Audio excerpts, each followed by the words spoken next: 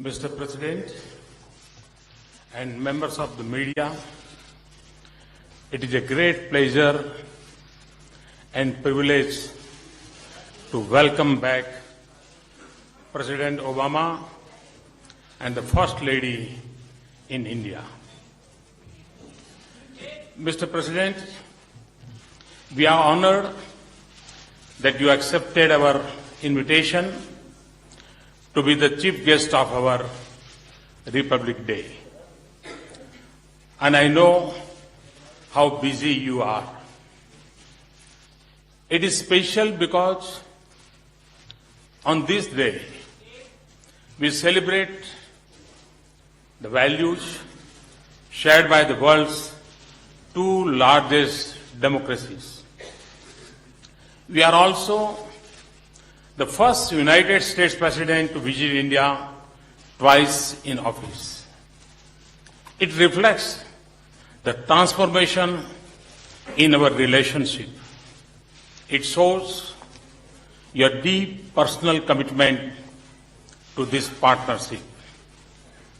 It tells us that our two nations are prepared to step forward firmly to accept the responsibility of this global partnership for our two countries and for shaping the character of this century. The promise and potential of this relationship has never been in doubt. This is a natural global partnership. It has become even more relevant in the digital age. It is needed even more in our world for far-reaching changing and widespread turmoil.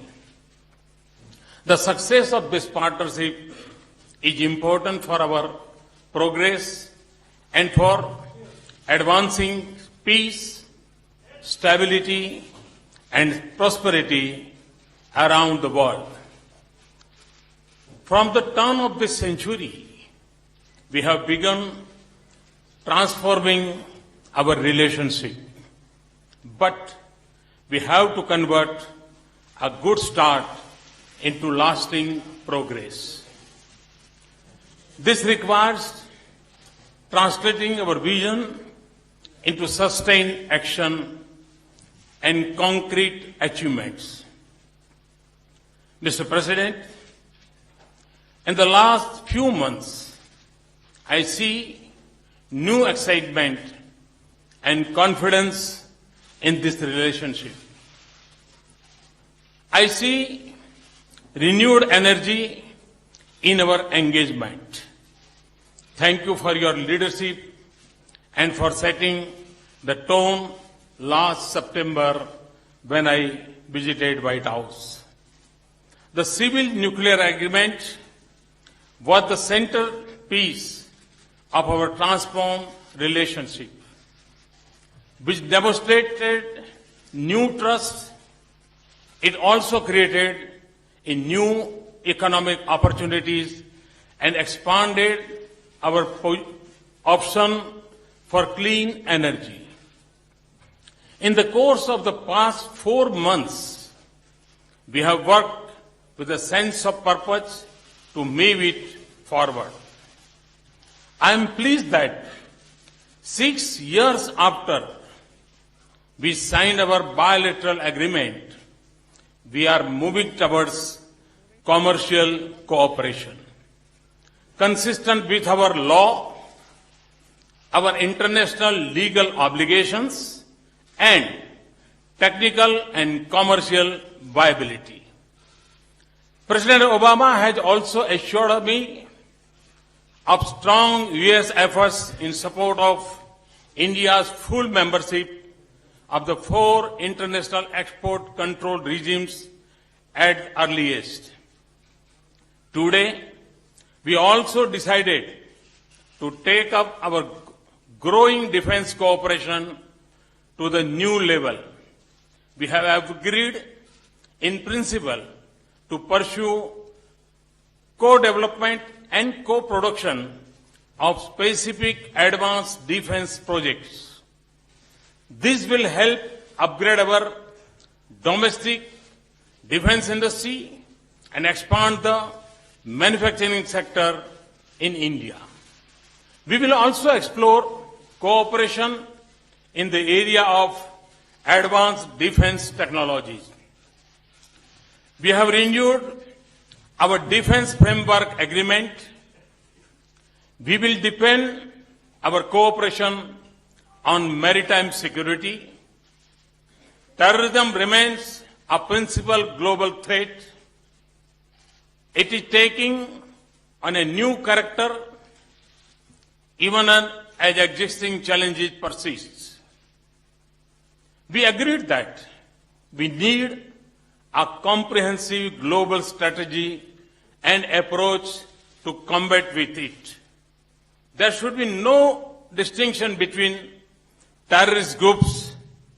Every country must fulfill its commitment to eliminate terrorists, safe havens, and bring terrorists to justice. Our two countries will deepen our bilateral security cooperation against terrorist groups, and we will further enhance our counter-terrorism capabilities, including in the area of technology. President Obama and I agree that a strong and growing economic relationship is vital for the success of our strategic partnership. Economic growth in our two countries is becoming stronger. Our business climate is improving. This gives me a great optimism about our economic ties. In addition, we have established a number of effective bilateral mechanisms to identify opportunities and also help our business, trade and investment more. We will also resume our dialogue on bilateral investment treaty. We will also restart discussions on social security agreement that is so important for the hundreds of thousands of Indian professionals working in the United States. For President Obama and me, clean and renewable energy is a personal and national priority. We discuss our ambitions, national efforts, and goals to increase the use of clean and renewable energy. We also agreed to further enhance our excellent and innovative partnership in this area. I asked him to lead international efforts in making renewable energy more accessible and affordable to the world. President and I express hope for a successful Paris conference on climate change this year. We will continue to deepen our collaboration in science and technology, innovation, agriculture, health, education, and skills. These are central to the future of our two countries and also give us an opportunity to help others around the world. Indeed, our strategic partnership will only be complete if we assume our responsibility to work together to promote development and connectivity in our vast region. President Obama and I agreed to pursue this goal with sense of priority. President and I had an excellent discussion on global and regional issues. In particularly, we renewed our commitment to deepen our cooperation to advance peace, stability, prosperity in Asia, Pacific and Indian Ocean region, which is critical for the future of our two countries and the destiny of this world. We will also work closely to help Afghanistan through its transition. Our relationship stands at a new level today. we have outlined a broad vision for our friendship and cooperation that reflects the opportunities and challenges of the century. As Lord Buddha said, noble friends and companions are the whole of the holy life. We have decided to give this critical partnership a new thrust and sustained attention. For this, we have agreed that India and United States must regular summits at greater frequency. And we also established hotlines between myself and Barack and our national security advisors. At the beginning of this year, we start a new journey. Let me welcome you once again, Mr. President. It is a great pleasure to have you with us. Thank you very much. Thanks a lot. Thank you.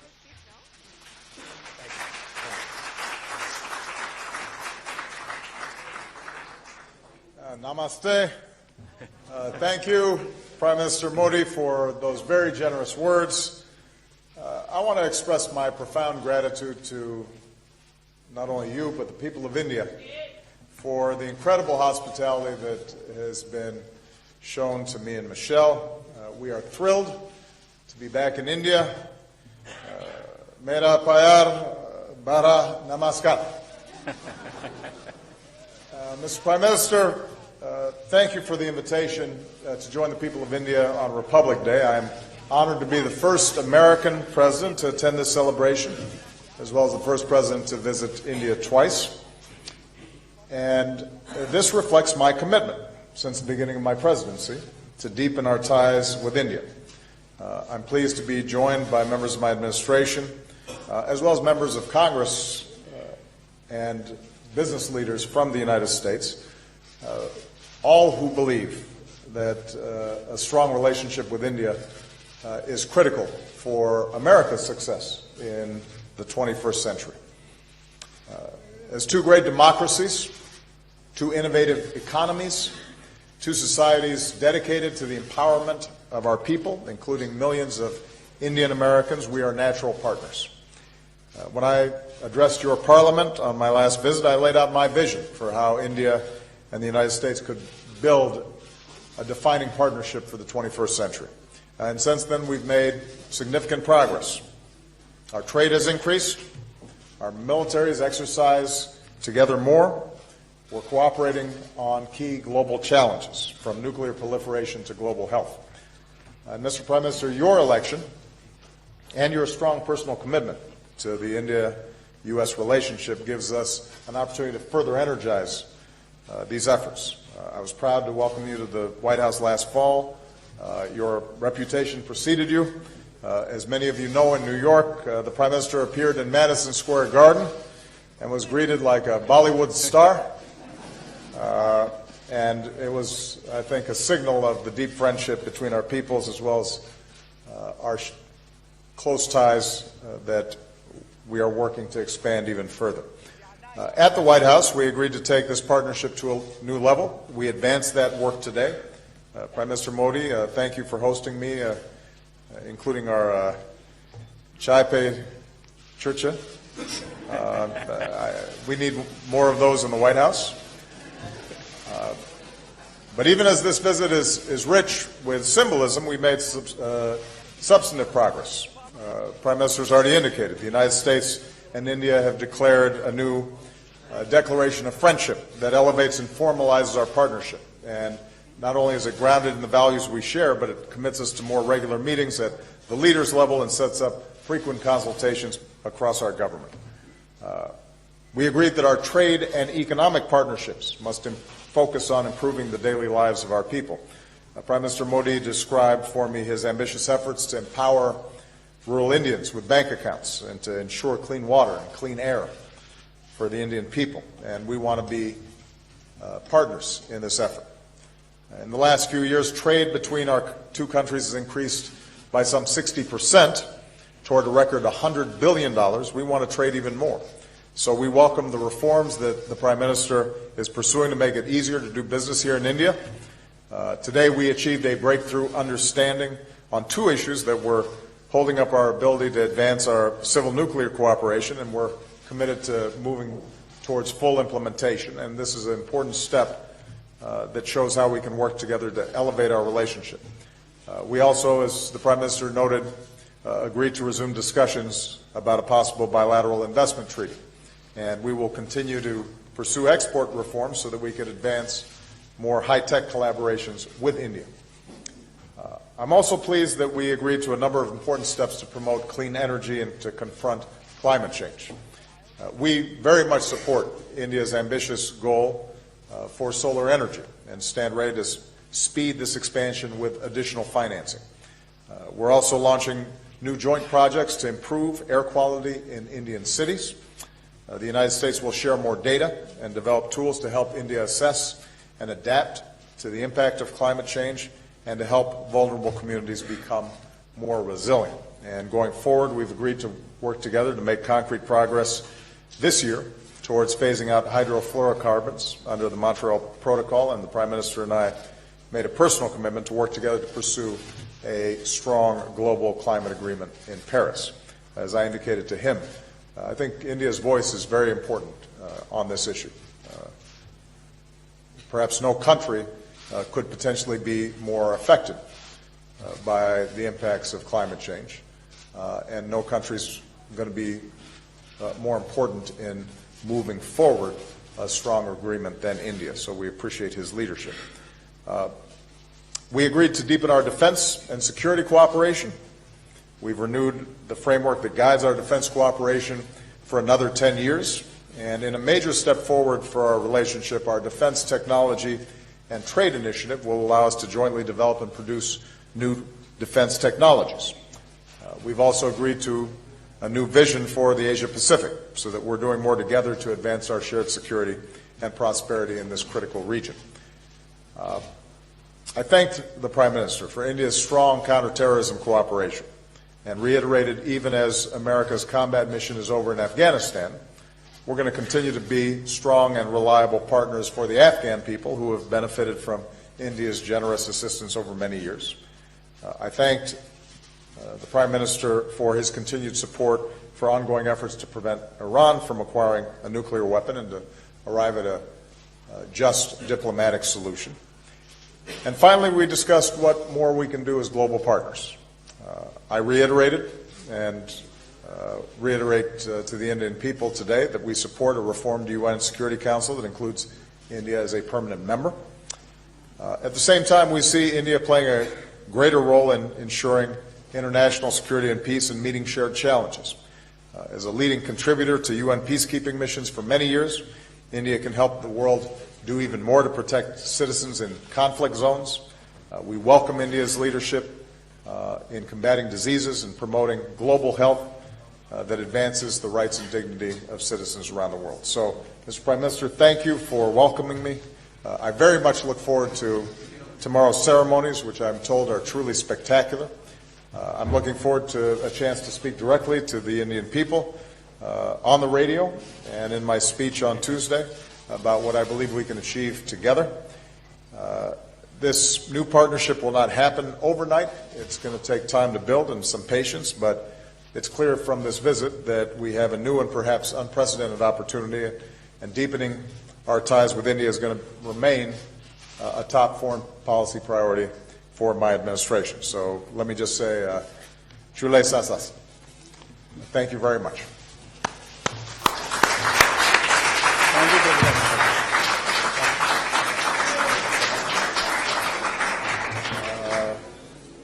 I now call upon Julie Pace of AP to ask her question. Thank you, Mr. President and Mr. Prime Minister. Mr. President, I wanted to ask you about the situations in both Yemen and in Ukraine. On Yemen, you've held up the U.S. counterterrorism campaign there as a model for what you're hoping to achieve in your mission against the Islamic State group. How does the political upheaval in Yemen affect U.S. efforts there? And will it cause you in any way to retool aspects of your broader counterterrorism strategy? And on Ukraine, pro-Russian rebels are again launching new offenses. How at this point can you justify not taking a different approach given that the Minsk agreement has all but failed and sanctions may have had an impact on the Russian economy, but they don't appear to be changing Russia's calculus when it comes to Ukraine? And Mr. Prime Minister, I wanted to go back to climate change. White House officials have said that they hope that the recent U.S.-China agreement can spur countries like India to make similar commitments to cut emissions. I'm wondering if you feel any pressure to take that kind of action because of the China agreement. And can a Paris climate summit produce a substantial result without that type of commitment from India? Thank you. Good. Well, first of all, with respect to Ukraine,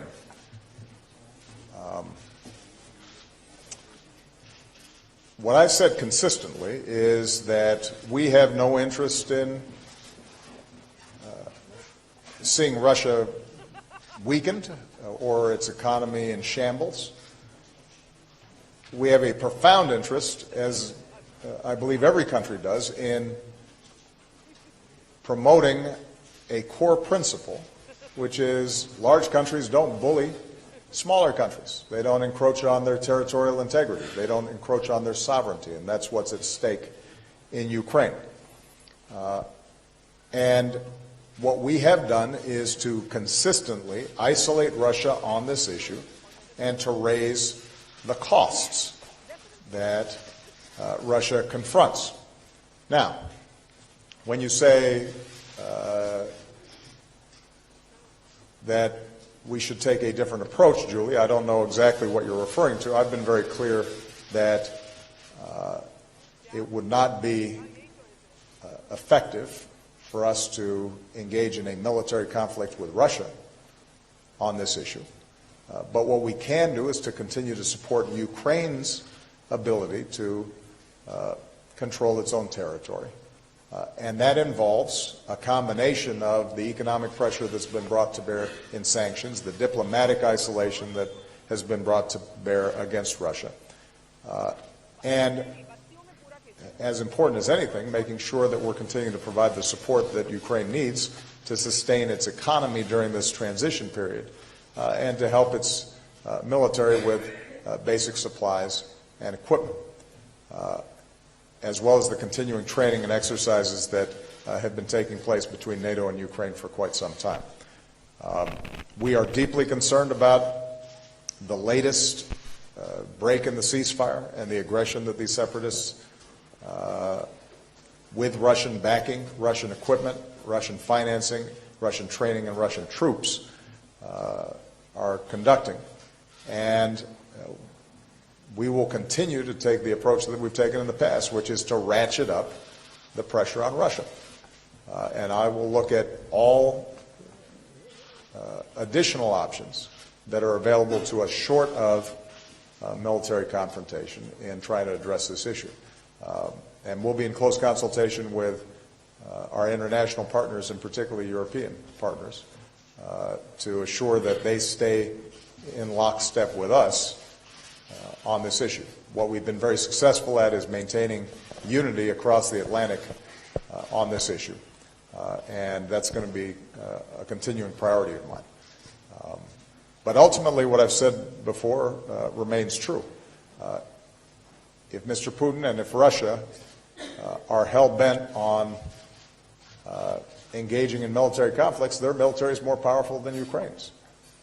And the question is going to be whether they continue to pursue a path that not only is bad for the people of Ukraine, but is bad for the people of Russia. And are we able to continue to raise the costs even as we're creating an off-ramp diplomatically that eventually the Kremlin starts pursuing a more sensible policy and resolving this issue. With regard to Yemen, my top priority has and always will be to make sure that our people on the ground in Yemen are safe. That's something that we have been emphasizing for the last several months and builds on the work that we've been doing over the last several years. It is a dangerous country in a dangerous part of the world. A second priority is to maintain our counterterrorism pressure on al-Qaeda in Yemen. And we have been doing that. And I saw some news reports that suggested somehow that that counterterrorism activity had been suspended. That is not accurate. We continue to go after high-value targets inside of Yemen, and we will continue to maintain the pressure that's required to keep the American people safe. We are concerned about what has always been a fragile central government and the forces inside of Yemen that are constantly threatening to break apart between north-south, between Houthi and Sunni inside of Yemen, and this is one more sequence in what has been an ongoing turbulent process inside of Yemen. And what we are advising, not just the various factions inside of Yemen, but also working with our partners like the Gulf countries who have impact and influence inside of Yemen, is that at this point what's needed is to respect a constitutional process that can resolve some of these differences peacefully and assure that all the groups inside of Yemen are resorting to political rather than military means to resolve these differences. But I guess the point, Julie, is Yemen has never been a perfect democracy or an island of stability. What I've said is that our efforts to go after terrorist networks inside of Yemen without an occupying U.S. Army, but rather by partnering and intelligence sharing with that local government, is the approach that we're going to need to take.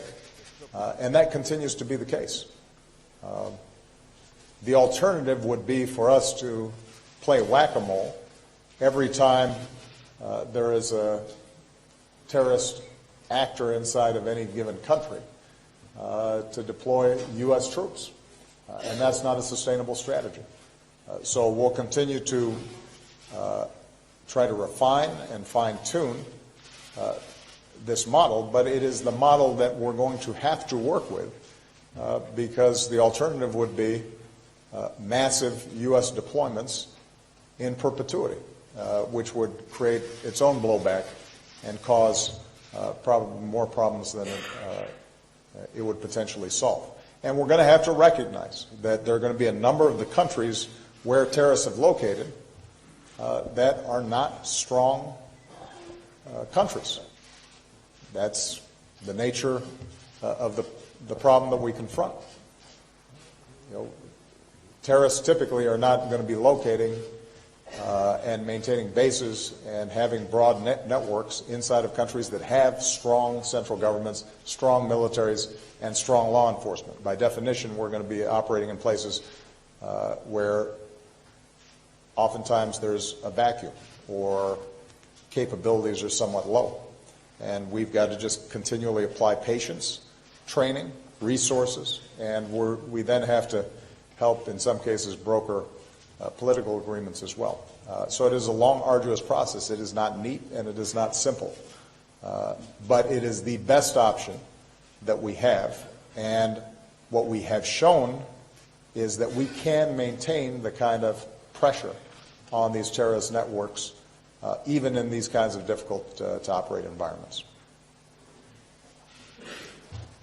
मैं समझता हूं कि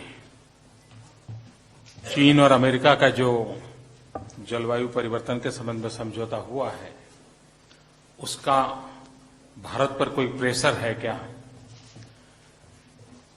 भारत एक स्वतंत्र देश है, उस पर न किसी देश का न किसी व्यक्ति का प्रेशर काम आता है, लेकिन प्रेशर है। प्रेशर इस बात का है कि हम भावी पीढ़ी को कैसी पृथ्वी देना चाहते हैं। क्लाइमेट चेंज इटसेल्फ एक बहुत बड़ा प्रेशर है। ग्लोबल वार्मिंग इटसेल्फ एक बहुत बड़ा प्रेशर है और जिसके भी दिल में भावी पीढ़ी के लिए चिंता है, आने वाली पीढ़ियों के लिए चिंता है, उनका ये दायित्व बनता है कि वे आज इस क्लाइमेट के संबंध में कॉन्शियस बने, उन रीति नीतियों को अपनाएं ताकि हम भावी पीढ़ी को एक अच्छी जिंदगी दे सके, अच्छा एनवायरनमेंट दे सके। और मैं मानता हूं ये प्रेशर हर देश पे होना चाहिए, हर सरकार पर होना चाहिए, हर व्यक्ति पर होना चाहिए और उसी प्रेशर को हम समझ पाते हैं और उसी को हम रिस्पॉन्ड कर रहे हैं।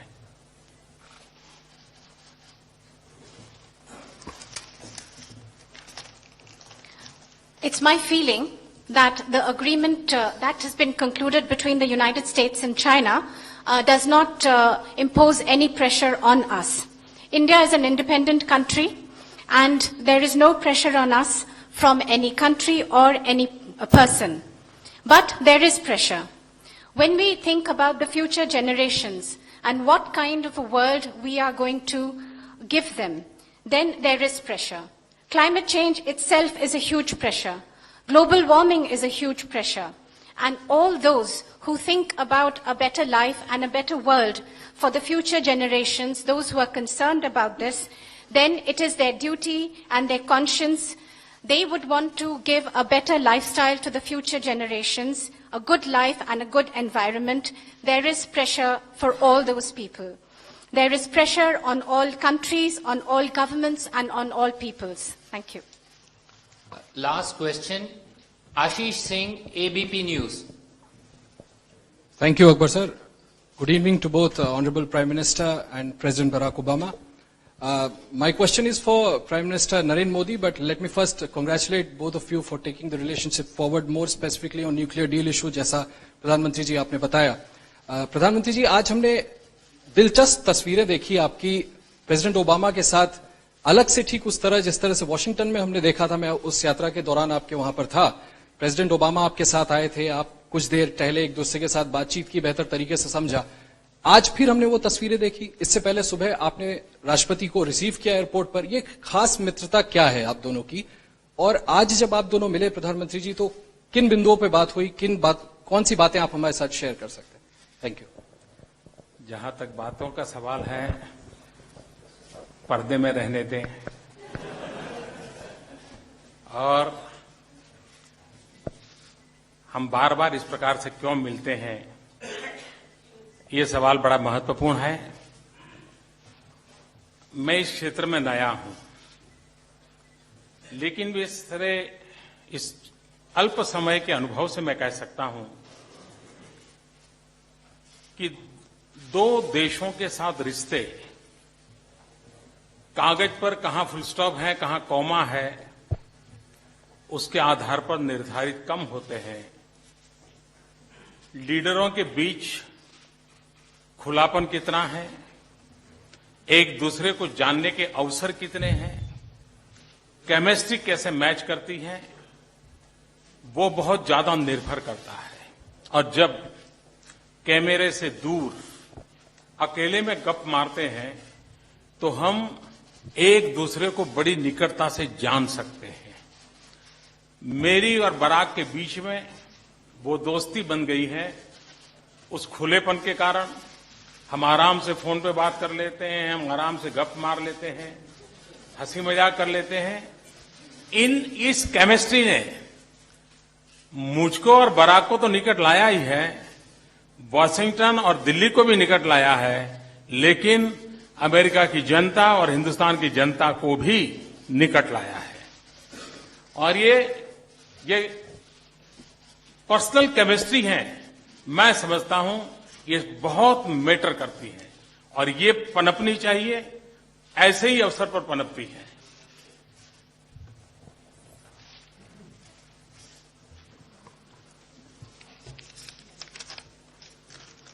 Yes, we had talks and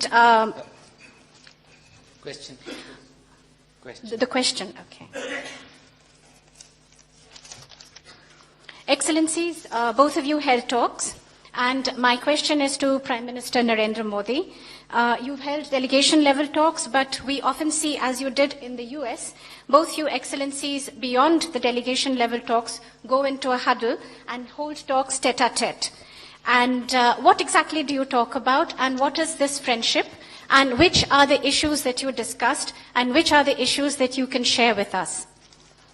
Yes, we held very detailed talks, and some of these, and the results and the issues that were discussed, let's keep them behind curtains. Why do we keep going into huddle and hold talks tete-a-tete? Well, I'd just like to say that I'm fairly new in this area. But with this little experience that I have gained over this short period of time, I can say that relations between countries depends less on full stops and commas and more between the relationship between leaders, the openness, how much they know each other, and the chemistry between them. This matters more and is very important. In fact, far from the camera, when we speak, then we become closer to each other. Barack and I have forged a friendship. There is openness when we talk, and we even joke and share a lot together. I think this is the chemistry which has not only brought Washington and Delhi, Barack and I closer, but also the two peoples of the two countries closer. Personal chemistry between leaders is very important, and this can only grow. Thank you. I would just add, the Prime Minister, as I said, it caused great excitement in the United States when he visited, and I do think that in addition to a personal friendship that we've been able to build in a fairly brief amount of time, we're also reflecting the warmth and affection between the Indian people and the American people. Part of the reason we're such natural partners is because we share values as former colonies, as the two largest democracies in the world, as entrepreneurial nations, as people who believe in the freedom and dignity and worth of all individuals. And so it's not surprising then that we have a friendship, because hopefully we're reflecting the values of our peoples. And what I'm very excited about is given the Prime Minister's energy and ambition for his country and lifting people out of poverty and moving forward and on the reform agenda that he's put forward, that affection can then be translated into very specific actions, and we're seeing that reflected here today. He's right, though, we can't tell you everything that we talked about. Although I will share one thing, and that is we compared how much sleep each of us is getting. And it turns out that Modi is getting even less sleep than me. But, of course, that's because he's still new. After you've been doing this for about 6 years, maybe he'll be able to get an extra hour. All right? Thank you very much, everybody. Thank you. Thank you. Thank you.